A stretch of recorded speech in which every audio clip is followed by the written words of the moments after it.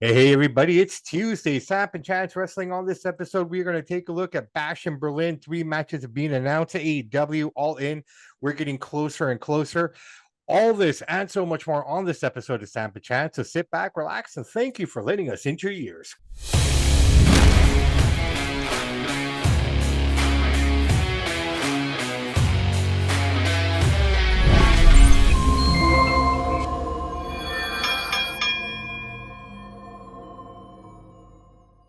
Hey, everybody, welcome back to another episode of Samp&Chance Wrestling. I am your host, Bobby Sampson, joined as always, my man with the master plan, Mr. Chance Michaels. Happy Tuesday, brother. How are you, my friend? I'm doing not too bad. How about yourself? Can't complain, man. High spirits, high energy. Everything is beautiful in the world. I can't complain. I mean, my world, anyways. I can't talk about the world on a whole. That place is just a fucking dumpster fire. Yeah, man. Here we are. Tuesday, wrestling, Bash in Berlin, Raw's in the can. AEW. We're about a week away now from All In and Wembley Stadium. So lots to About cover two here, weeks, man. yeah, about 12 days. Yeah, about 12 days, but I mean, we're gearing up there now, so we're getting closer. So if you're going to tune into AEW, these would be the 2 weeks to do it. Yeah. Ramping up. First thing I want to talk. Let's talk a little bit AEW. We had Daniel O'Brien fighting Jeff Jarrett last week. We had MJF against Kyle Fletcher as well on that card. The probably two standout matches on the card, in my opinion. MJF just keeps impressing me. You know, just with his mic work and just everything that he's doing, and he's fighting guys that are just making him look really good too. Like, take nothing away from MJF, he's good in the ring, Mhm. but guys like Osprey and Kyle Fletcher, these guys are just really good athletes and they really work well together. I don't know. I didn't have a problem with Dynamite per se last week. It's a pretty much the same show we normally get, but I mean, I get the storylines that they're doing here now. Like, Kyle Fletcher is his good friend, Osprey's good friend. So there's Mhm. a little bit of continuity starting to develop there. Your thoughts? It was a good match. The problem is nobody knows who the heck Kyle Fletcher is. That name is unheard of. It falls on deaf ears. That's the problem. They're trying to build him up. I get it. But does he really need to have a match against MJF? We're building up to All In, big show. I get it. Like you said, Osprey's friend. I see what he's doing, but nobody knows who the guy is. Is he really ready to wrestle MJF on Dynamite? I don't know. The match that stood out was obviously Jarrett versus Daniel Bryan. Jarrett's getting a lot of praise for that. I mean, what is he, mid 50s? I mean, Yeah, he's pretty good. Like, he's yeah, slow, but he took yeah. a heck of a beating. And I don't know why they had that match. I guess they just kind of threw it together all of a sudden, but it was a good match. I got to give Jarrett credit for his age going that hard. So he shouldn't probably be doing that still, but he needs the money and put on a good show. Give him Well, I that. mean, Daniel Jarrett, Bryan, I think in the last couple of months, I said it, has had the best matches of Raw, SmackDown, Dynamite, of anybody. He just keeps putting on good matches. I have to give the guy credit. Like, he's doing really well. He's working his butt off. His last little run here, he's going all out. You can tell. well, with Daniel Bryan, it's interesting you say that because I mean he has said now that he will probably need neck surgery at some point here. That being said, I don't see him winning the title now, just based on that. It's just kind of like the guy's broken down. And if he's having these kind of matches broken down, you can only imagine what he could have accomplished at this age, fully healthy, or, like 80-90% anyways, right? No one's ever fully healthy. But Mhm. it was good to see. Yeah, I mean, I'm looking I forward to actually this. completely disagree. I think he will win the belt for what you just said. His next story is going to take time off. He'd probably ask to retire permanently. So I think Tony Khan, which is he's a huge Daniel Bryan mark. Let's not forget, Tony Khan is the biggest mark in all of wrestling. I Yeah. think he'll give Bryan the belt just for that, just for a thank you, even for a month or two, and get him out of there. So I kind of think Daniel does beat Swerve. We'll see. Well, you know what? You might have something there because of all the big names that have come over to AEW from WWE. He's the only one who hasn't won anything yet. Like, legitimately not won a single strap. Nothing. I don't think he's won anything. I don't think so. And I could see Tony Khan giving Daniel Bryan a big Yeah, well, moment. that could be possible. Well, let's see. You know what? We have the prediction show coming up in a couple of weeks. Mm. Let's see what they do on the television as well. I mean, the way Daniel Bryan works, the way Daniel Bryan moves. I mean, I think it'd be best just to leave him out of a match now for the next couple of weeks and let him heal up before this. Because Swerve is no joke either, right? Like, I mean, yes, okay, it's scripted, but he works hard, and Yeah. you're going to go up against a guy who works hard, and the bumps are going to be, as real as they can probably be in terms of impact you can almost, you're right. You can almost tell that for the last couple of months because Daniel Bryan is giving us pay-per-view matches on Dynamite. He's working a little bit harder than he has been. He always works hard, but you can almost feel like he knows I got a few more months left and I'm done. So I'm going to give everything I got right now. You can just sense it's coming to an end, and he's putting on a heck of a performance on his way out the door. Yeah. Now, I also wanted to touch on this. I was listening to, I was reading an excerpt of Eric Bischoff's 83 Weeks, and he was talking about Mercedes Moné, aka Sasha Banks. And you know what? I normally am the guy who supports the women a lot. Obviously, you know this in the show, right? But I gotta agree with him 100% here, man. Like, and I felt this way about her in WWE. The woman cannot. She's not worth $5 million. I'm sorry. Heck no. Right? I mean, and the reason I say this is, and in WWE, she was protected. They knew her strengths, and they knew what her not her downfalls, but not where she wasn't good at. And what she's not good at is talking on this mic. Horrible. Right? Horrible. She's great in the ring. I'm taking nothing away from her in-ring work. She's good at what she does there. But in terms of promos and things like that, the woman should not talk. Every time she opens her mouth, her stock just, in my opinion, goes down. And this is the problem in AEW. Tony Khan gives everyone all the reins. I was about to say that he needs to get some writers a script or promo, keep it 2 minutes, make her look sharp, get her off the mic, and start building that up. But you just let her have free reins, and she falls on her face. Come on, Tony Khan, use your brain, dude. Yeah, like when she talks, and I don't know how many of the younger fans are going to get this, but she sounds like a Valley girl to me. You know what I mean? Like just kind of ditzy and bouncy. Like I don't get it. Like I don't see why I should be invested in her. Right? Like shouldn't be. And I think Tony Khan is he's such a super fan that he thought, oh my God, Sasha Banks is so amazing. Look what Vince has done with her. Wait till I get her. Well, you took her right in the toilet, dude. You've done horrible with her. Script her promos, 2 minutes, get her off the mic, and start building her stock up because it's such a waste of money. But regardless, good for her for getting the money, but she robbed Tony blind. No, she totally did, right? And and the problem I have with her ultimately is she's constantly the girl who doesn't get her way, and she goes home and takes her ball with her. You know what I mean? Like she's done this time and time again, and I don't know why Vince ever, well, not the last time, but there was a couple times before that where she just took her ball and went home, and Vince still brought her back, but this time he didn't bring her back. No, he let her go. He said, fuck it, you're done. Like, I'm done with this. You're not worth that time. And, this just goes to show again, guys and gals, like, say what you want about the WWE currently or whatnot, but they know how to produce and know how to make their talents shine in the lights that they shine best in. Like, I mean, they've always been able to do that. And you see the deficiencies of these athletes when they leave, because all of a sudden they're left to their own, they think this is the way I want to do it and whatnot, and it turns out to be complete crap. And they have this snobby attitude. Who are you to tell me what to do, Vince or Triple H or Bruce Pritchard, whoever it is? I know better than all you guys. And they come in unscripted and they look terrible. It's So this week on Dynamite, I'm not sure what's going down per se, but it should be interesting because we are getting closer. Tony Khan again saying he's got a huge, biggest announcement in AEW history. I'm getting tired of these. I'm waiting for something to actually be said. I hope it's a Shane McMahon announcement because that's about all it could be. What else could it really be? But you know what? In the past, we thought, okay, this or that, right? This guy's coming on or this guy's going to be here. But it's usually we're doing a show here in New York. I mean, come on, dude. That's really? What I mean. Or he's doing a crazy stipulation in a match, right? Yeah. And I'm like, okay, you made me wait a whole week just for you to say that. Like, really? That just... So, I mean, in terms of that, he's dropped the ball. He's 0 for 10 on those announcements, in my opinion. If you go back and take a look at all of them that he's ever done.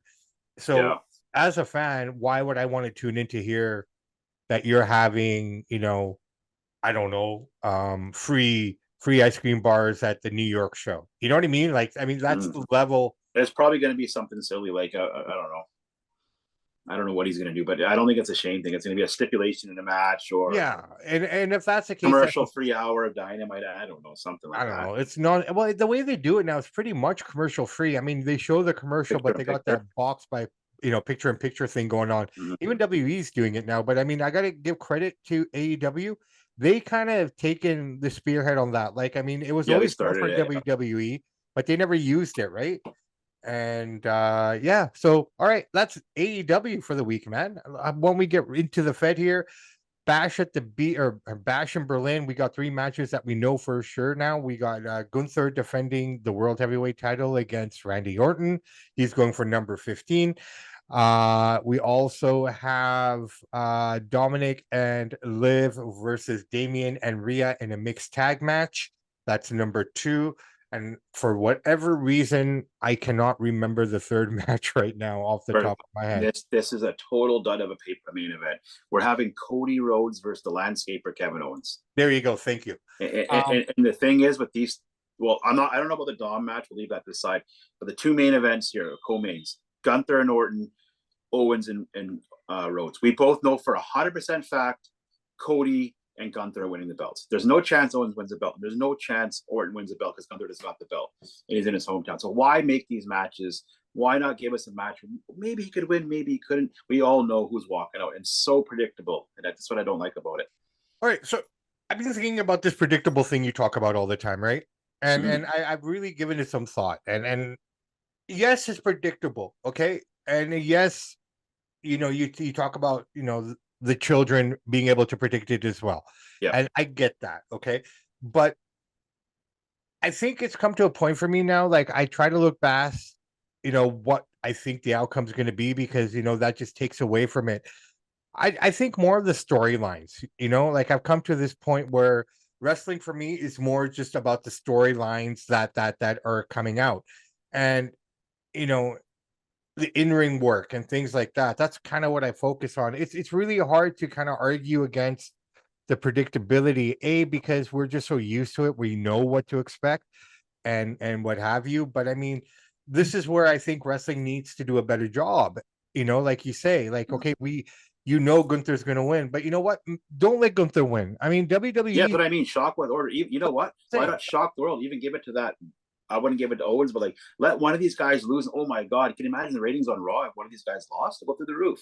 Yeah, well, but that's what I mean. So, that's kind of where they're at with that. This is what they probably need to do. Like, I mean, I think. And maybe one day they will do that. Maybe one day, this is getting boring, guys. Let's have a quick change of the title and shake this place up. It's going to happen eventually. I mean, when? I don't know. I don't, and I hope they start thinking along those lines again, because at the end of the day, it doesn't. You know what it could be, though? It also could be Ari Emanuel. No, he doesn't know wrestling. He doesn't understand it.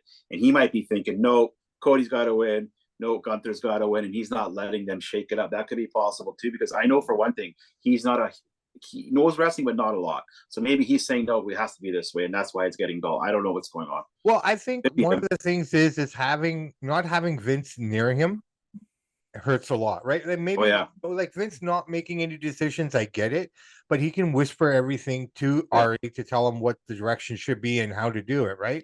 So not having Vince there right now is probably a detriment to him. And if he's left to his own devices, he's looking at it from a Hollywood standpoint, right? Where the good guy wins or the bad guy this and that sort of a deal, like based on Hollywood. Thanks for bringing up Hollywood. You segued into what I wanted to say. I've been dumping on Raw a lot, and it has been crappy for a lot of it. But yesterday they did the best part of the show. I thought it was really well done. You can tell that somebody from Hollywood scripted this or wrote that. That Bo Dallas.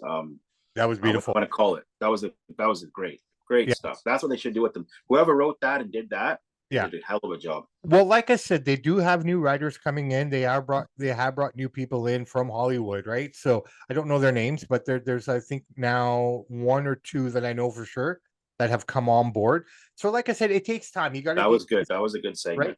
So it's just like getting used to the product, getting used to these things. It's just like we critique it from week to week to week, right? Mm-hmm. And I kind of look at it like this: when your kids go away from go to summer vacation for those 2 months, outside of the family, no one sees those kids per se. Yeah. Right. So when Reigns and Arias go back to school, other people are like, oh wow, you've grown. Oh wow, you're taller, or this or that. Things we would never notice, right? So it's kind of like the same with wrestling right now. It's just kind of like you got to give them some time to get used to it. Yeah, I'm still there. You're just a little frozen. You're back. Okay. There you go, buddy. Yeah. I just feel like you got to give these guys some time, because we're critiquing it constantly, we don't see the change happening instantly. Like, you know what I mean? Like we're just because we're so absorbed in it, right? If we took a step back a few weeks and not watched anything and then came back, we would notice differences. We would start Yeah. to notice different things, right?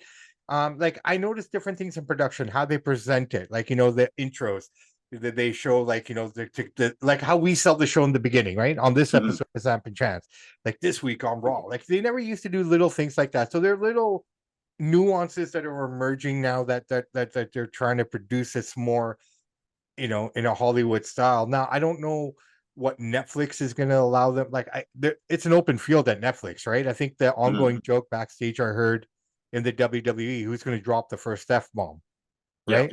But the reality is, I don't think people are amping up for that, but I don't think that's really going to happen. I don't They're think. not going to drop that bomb because they don't want the kids and parents to shut it off. Well, but that's what I mean, right? So I mean, you're going to get a little risky. Like last night, it got a little risky. Like It'll be a little edgier, but it's not going to be here and like there, a like crazy. Real last night, making that comment, right? Like, yeah, Dominic, you stabbed me in the back, but like usual, it wasn't deep enough. You can read into that, right? I mean, Mhm.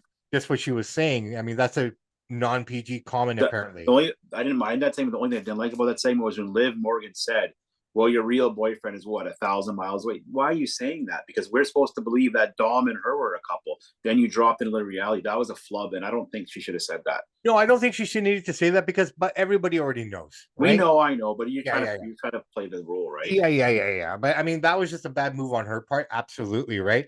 I mean, She because probably got never, some heck for that in the back.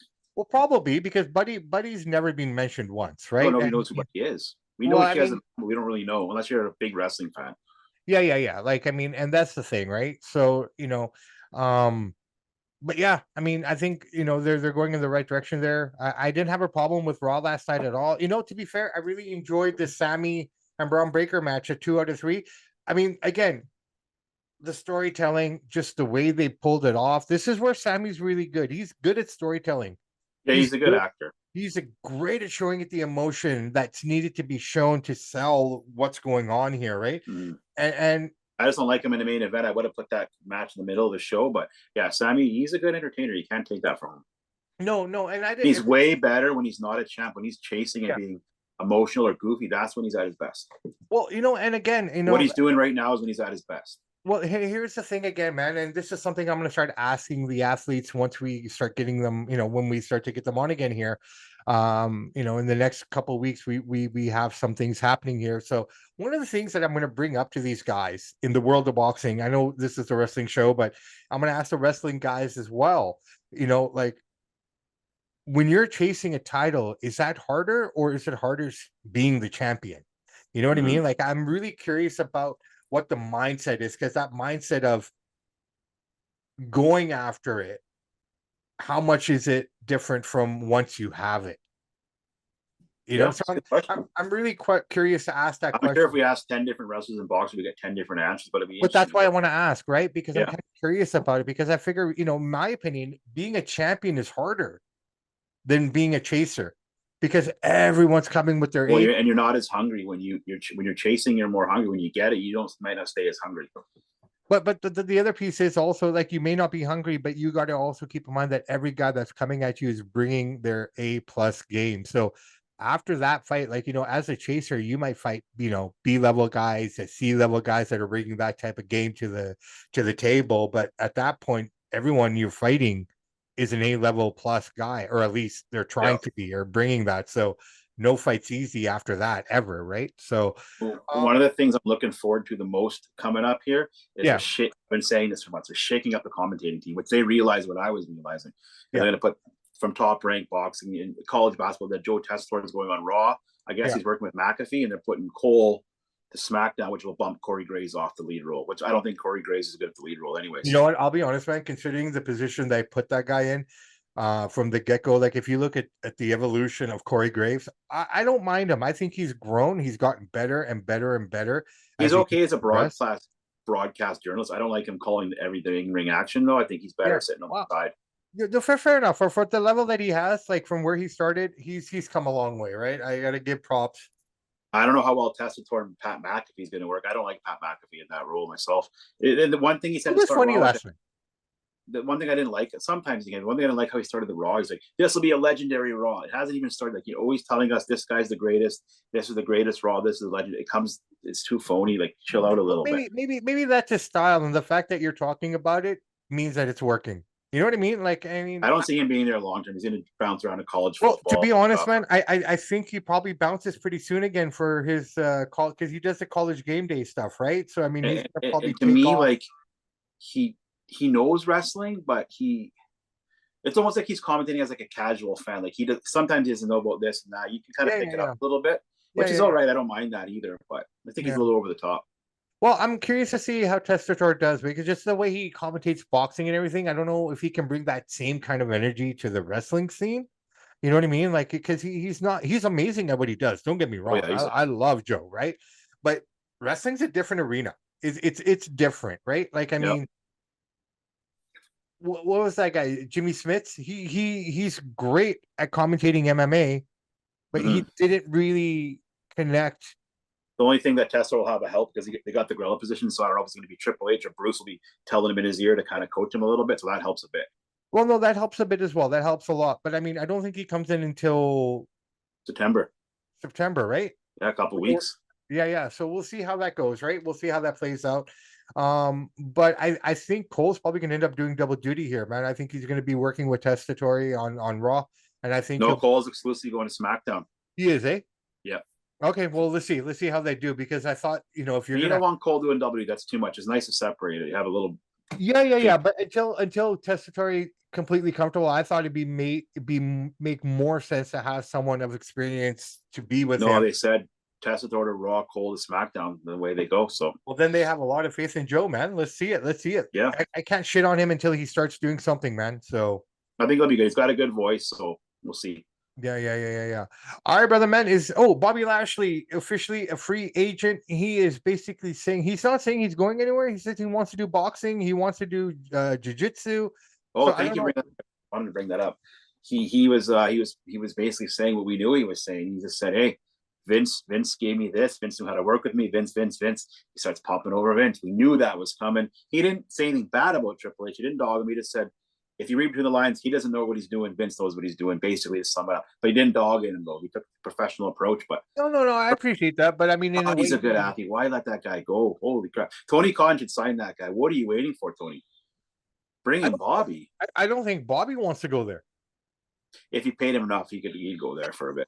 He does, right? But I mean, at this stage in his career, I mean, yeah, it would probably make sense to go there and get that one big final payday. Because Tony will let you do AEW and he'll let you do your boxing and MMA stuff. He's good like that. Yeah. No, he's good like that as well. But I mean, I don't know. I mean, again, maybe that's the big announcement. Who knows? The emergence of the Hurt Business, right? I mean, because Tony Khan, he's just so quick to sign Buddy Matthews and Andrade and all these guys, but bring in the big boys. Let a big guy like Bobby come in there, beef up your roster. He looks absolutely chiseled.